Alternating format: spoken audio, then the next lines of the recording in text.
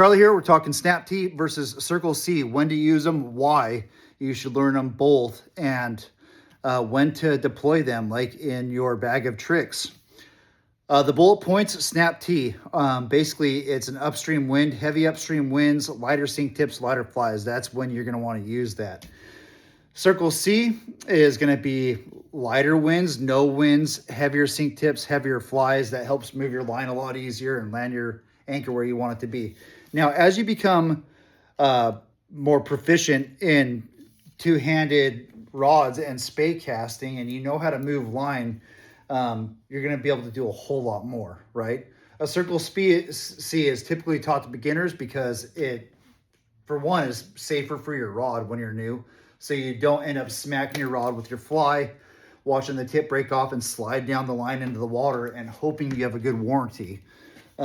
So instead we're taught, a Circle C kind of looks like this. Like, we'll pick up, we're going to draw this big circle and it lands your anchor, and you can kind of move a little bit slower and you can precisely land your anchor where you want it to. It's way more user-friendly. And it serves a purpose. But imagine you have a big upstream wind and you're like, okay, Circle C. And you draw this big thing and you have your line exposed to the wind in this big circle and it blows your anchor off. And you're like, fuck.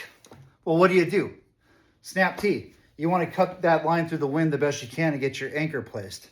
So what we'll do is we'll pick up our rod tip. You'll feel the surface tension break off that line. You can watch it occur. And when that occurs, we accelerate our rod back under. You accelerate your rod tip back under that so that you get your rod tip out of the fucking way. And it also serves the purpose of sending your anchor to your upstream shoulder, right? These are not the end-all be-alls of anchor strokes, right? Snap T, Circle C, they're almost the same thing, but they're not. You also need to learn river left, river right, upstream obstructions. Do you have a branch, a tree, a boat? Like anything going on my right shoulder, I can't cast here because I need to form a D-loop. So you go, I got to place my anchor on my left shoulder. But is there an upstream wind? We don't operate in this static world in spey casting where like the winds don't change and obstructions and things behind us are not affecting our cast. You got to learn how to dump line, parry poke, all these other things as well. There's a lot to it, but we're just talking about Snap T's and Circle C's. I hope you're having a great day. Thanks for coming, and I'll chat more about the other ones later. Cheers.